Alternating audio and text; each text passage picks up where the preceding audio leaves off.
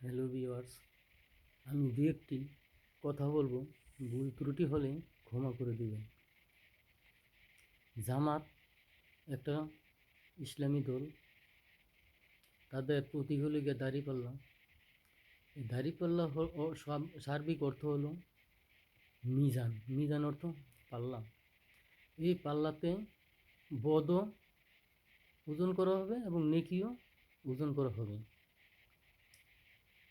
এই যে বিগত 16-17 মাস উপদেষ্টারা যারা এনসিপি, তারা দেশ পরিচালনা করছে, এরা হাজার হাজার কোটি টাকা আত্মসাৎ করছে। আর এই এনসিপি এই জামাতের সাথে যোগ দিছে।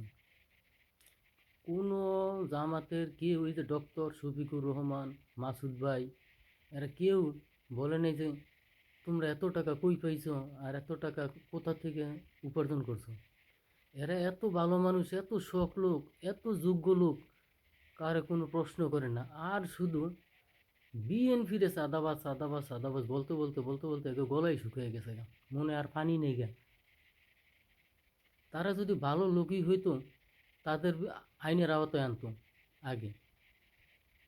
মানুষের বোকা বানায়, এই বোকা বানায়া তারা মানে নিজের স্বার্থ হাসিলের জন্য অনেক কিছুই করে। বেশি কথা বললাম না।